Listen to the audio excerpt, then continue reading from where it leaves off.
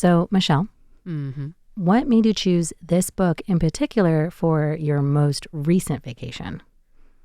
Well, it's a little bit of a long answer, but I was going to be scubaing and, beaching and stuff, and I wanted kind of a beach read, but at the same time, I did not want to gamble on some of the really terrible books that are out there in bookstores right now, so I picked up an old favorite.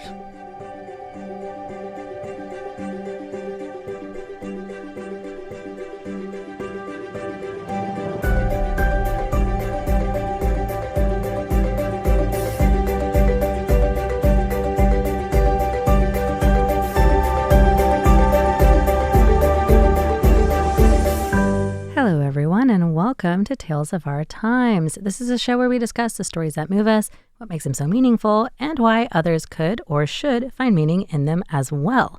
This is not a spoiler-free show, so bear that in mind as you continue to listen. We tackle movies, books, podcasts, and more. Where there's a story, there's a reason to read.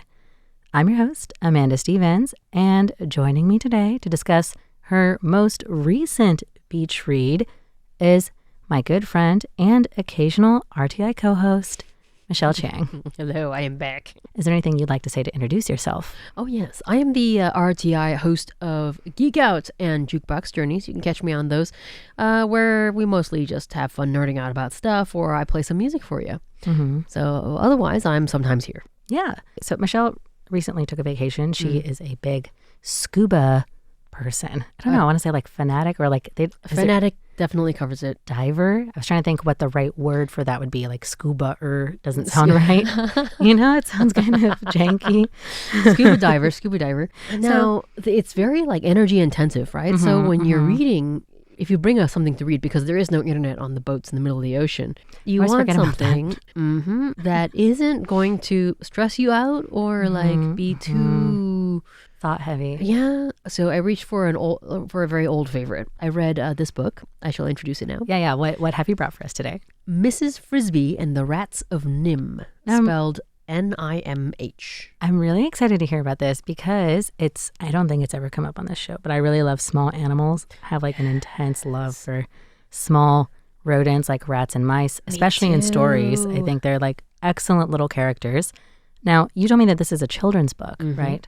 So I'm especially excited because I love literature for younger people. I feel like there's so much more value than we often remember or attribute to literature written for younger readers because it's such a great opportunity to break down big ideas and concepts into simple, easy to digest examples and words that we can still find a lot of meaning in as adults. But I am getting way ahead of myself. So this book was originally published in 1971. Oh, written by Robert C. O'Brien. I didn't realize it was so old. Well, I myself am no spring chicken, so I know, but I feel like literature is either for people of our age group, written or published after 1990 or before 1980. No, that's true, actually. And like there's just for like books that hit, there's nothing against the 80s, but I feel like it was either like stuff that our parents and older friends grew up with, which would have been before 1980, or stuff that then we osmosed in our like impressionable ages, which would have been like after 1990 when we were looking for our own literature and stuff. I think what happened, we all blocked it out, was that Stephen King took over the 80s. Oh my God, that's actually so true. Yeah, he was really popular. That's definitely not children's literature, getting back to what we're talking about. So, well, like I said, I'm excited to get into it. I know nothing about it. So, Michelle, would you give us a summary of Mrs. Frisby and the Rats of NIMH? So the book opens with a mom. She's a widowed, very, very recently widowed mouse mom. She has 4 children, and they're all fairly young. And one of them is sick. Cough, cough, sniffle, sniffle. Although it does seem to be getting very serious. Now, they live in an old discarded cinder block. Is that what those are called? It's like those hollow... like the building blocks that you use for like houses and stuff. Like it is partially buried next to a big boulder in the garden of a farmer called Mr. Fitzgibbon. Great names. And here's the problem. Mr. Fitzgibbon will start to plow the garden when it defrosts, right? So Dr. Mouse says that Timothy has, gives her medication. Wait, Timothy is the sick mouse. The sick son, yes. Okay. gives her medication to help, and it does, but says that he can't be moved or he'll develop, it's kind of like a pneumonia, upper respiratory like problem. walking pneumonia or something. Yeah, and if he has to move houses, it might get really, really bad, possibly deadly. Mm-hmm. Now, here's the conundrum, because the frost is melting, and the farmer, you can hear him starting up his tractor, and they're he's getting ready to he's go. getting ready, and Mrs. Frisby is now in a state of panic. Yeah, of course. Mm-hmm. So she doesn't know what to do. At this point, she sees a crow flapping around, seems to be caught on a fence. And he's caught because he tried to pick up a shiny piece of tinsel. And now he's wrapped around his leg and now it's on the crow fence. Things. Yeah. It's Jeremy. So Jeremy, the name of the crow is Jeremy. Yes. This is so good. I love these like regular dude names. Yeah, right? Jeremy the crow. Animals, Jeremy. So Mrs. Frisby, very a la Mouse in the Lion, saves the crow by chewing through the tinsel and to repay her for saving his life, because there is a farm cat, very aptly named Dragon. I know, I'm so charmed right big now. orange farm cat who is like vicious and kills everything he can, named Dragon, was lurking in the area. So Jeremy is very thankful that Mrs. Frisby saved his life. Now, in exchange, Jeremy, he doesn't know the answer to her conundrum, but he offers to take her to the owl, who is just known as the owl. Yeah. In the oldest tree in the woods, who is the wisest bird of all the birds. Yeah. So she rides on his back into the woods, far, far away, much farther than a mouse could ever go. Yes. And meets with this owl. And the owl's advice is that she must move her house into the lee of the stone. The lee of the stone. Which is extremely confusing, because from a mouse's point of view, that doesn't make any sense. And from a bird's point of view, the lee of, for example, the barn is the side that doesn't have any wind. Oh, so that's what lee means. The lee of a barn. So it would be like the side of the stone that doesn't have any wind. The protected side. Okay. So, and she's like, well, how do I do that? The owl says, go talk to the rats. Yes. Oh my God. So Mrs. Frisby goes to find the rats, who incidentally have an entrance under the rose bush. Mrs. Fitzgibbon's rose bush. Wait, can I ask a question? In this one, are the rats like just normal people, or like in a lot of stories, the rats are kind of almost like a criminal organization? Is that like what the case here? Oh my God. Okay, go on. So the rats. There's a long winding story here that is told to her when she goes to meet with the rats. But Mrs. Frisby is Mrs. Jonathan Frisby. And her husband's name, her past husband's name, gets her in to meet with the rats. So the rats tell her the story while the builder, the architect, is drawing up the plans to move her house. The builder mouse. The builder rat. Yes. Oh my God. Builder rat, yes. Anyway, so apparently the Rats of NIMH are a group of ordinary rats that were rounded up in a marketplace and then taken to a laboratory. Oh no. Called NIMH, NIMH. Okay. At no point is the acronym ever explained, so we don't know. Why would it? They're rats. They wouldn't know. Why would they know? And while during their time at this laboratory, a number of experiments were run on them in order to make them smarter. I was going to say, they're super smart rats. Oh my God. To make them more intelligent, and because they needed time to test and train these rats, they were also made to be longer lived. So these are just like these rats, demigod rats. They're demigod rats. Yeah. And their intelligence, actually, it was a wildly successful program, unbeknownst to the scientists, because the rats actually got smart enough to understand they must hide the results. Oh my God. So that they could escape. And escape they did. There was a group of 20 rats and also a group of mice in the same laboratory. Unfortunately, there was an incident and only 2 of the mice made it out. But the 2 mice, one of which was the Dr. Mouse, and the other was Jonathan Frisby. Okay. This is okay. So they're like, we'll do it for Jonathan. Old blood remembers. Yeah. So the Rats of NIMH made a long journey to this place to this little farm. Along the way, they were able to read books and study, and they actually they found an abandoned toy tinker truck. So they're like well-studied rats. Yeah. The toy tinker truck had motors in it and tools. So they could actually create like their nest or their abode, I should say, underneath the rose bush was impressive. Impressively, they had an elevator. Oh my God. This is airflow so cute. and carpeting and an elevator and electric lights that they had to very, very slowly steal over the years from like Christmas trees. Okay. So This is so cute. it's so adorable. Okay. And here's the trick. Yeah. Now, Mrs. Frisby is being told all of this, and she agrees. And the way that the rats get work done is that they have to dose the cat. They put a sleeping powder in the cat's food. Yeah. And the cat falls asleep, and then the rats can actually get larger projects done. Yeah. Such as laying like electrical cable, or I know, right? Or moving Mrs. Frisby's house. Yes. Now, unfortunately, the Dr. Mouse had recently, twisted his ankle, and he can't run the powder to the cat's bowl as quickly as he could. It would be extremely dangerous for him to be caught in the open. So Mrs. Frisby has to do it. So Mrs. Frisby has to do it. Oh my God. Now, they do warn her that this is the way her husband died. Yeah. because dragon got him. Yeah. And so this is like the perfect challenge, right? You have to overcome what killed your husband, the super smart mouse. So she manages to do it, but but in doing so, she's trapped. She's caught by one of the farmer's kids, and she's, he's like, "Can I keep it?" and stuff, and so she's in like a bird cage, and she's overhearing the conversation at the farmer's dinner table. I should backtrack a little. There was a faction of rats that broke off because they didn't like the plan. And what the plan is that Nicodemus did not like humankind's hatred of rats because rats do nothing but steal resources from humans.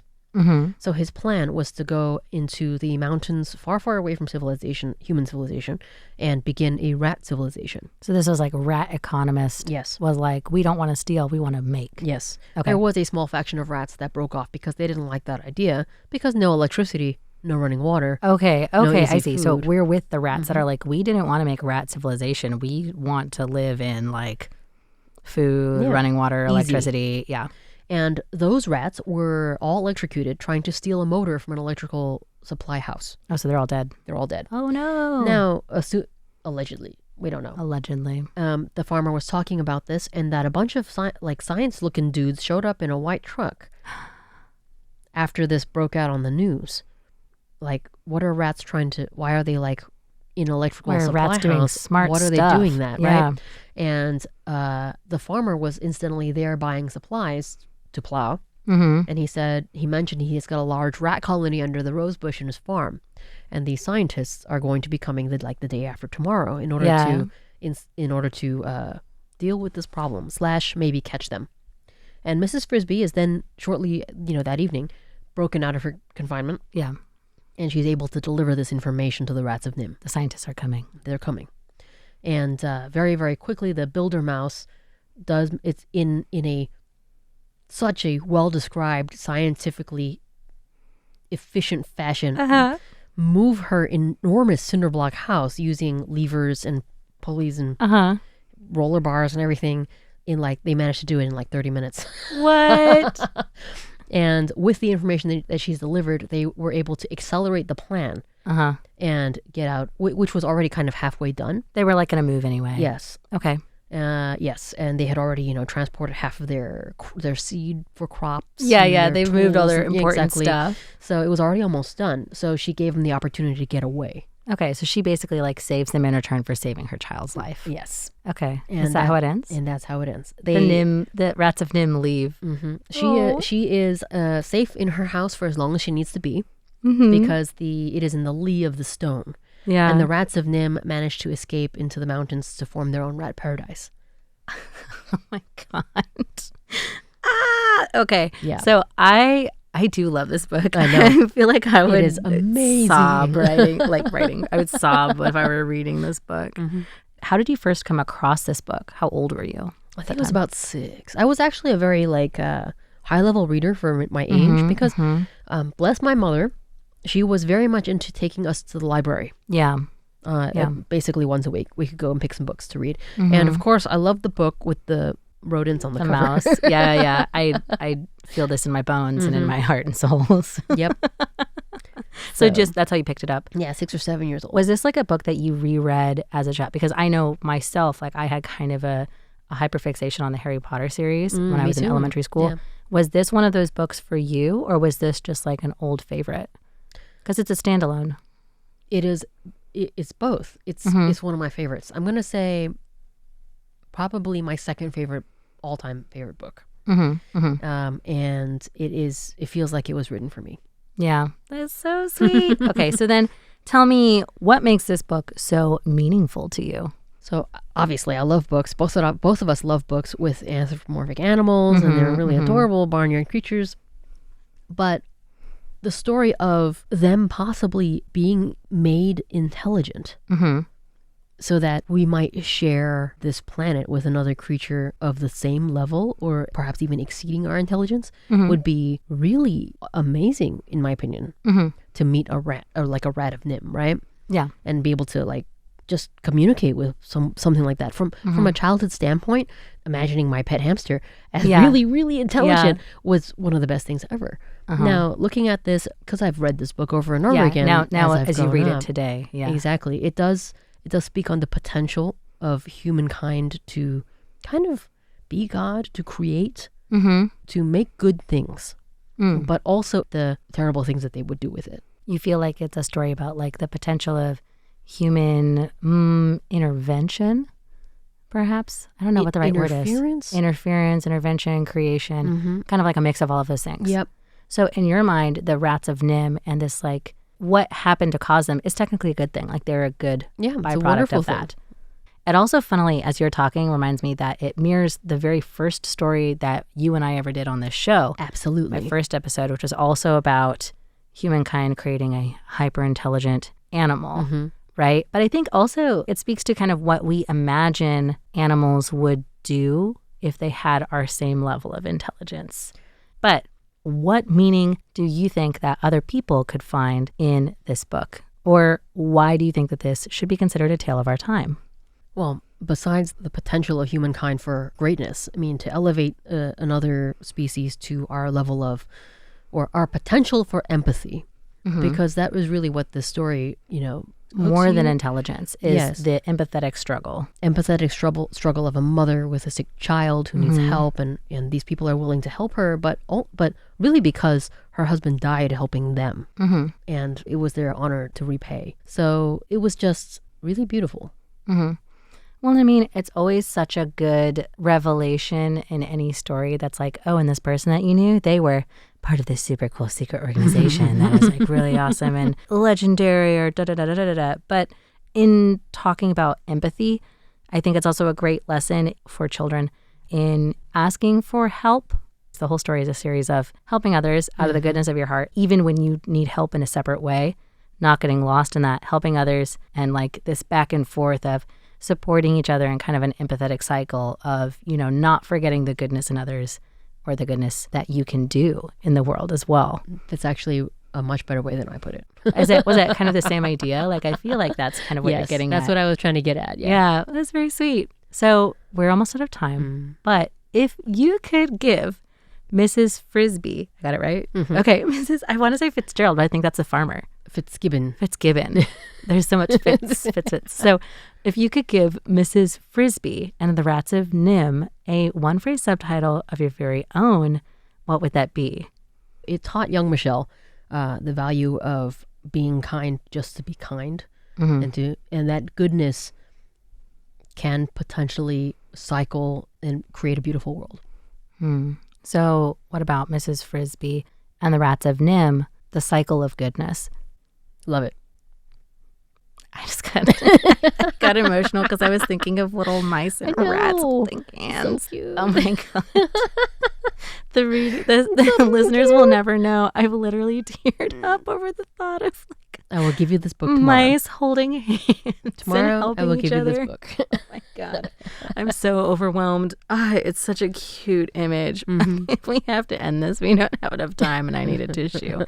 So Michelle, thank you for coming back on this show. And thank you to everyone out there for joining us. This has been Tales of Our Time on Radio Taiwan International. I've been your host, Amanda Stevens, with my wonderful recurring guest and friend, Michelle Chiang. It's been an honor. And I hope all of you out there enjoyed learning more about Mrs. Frisby and the Rats of NIMH, the cycle of goodness, a tale of our time. We'll see you next time.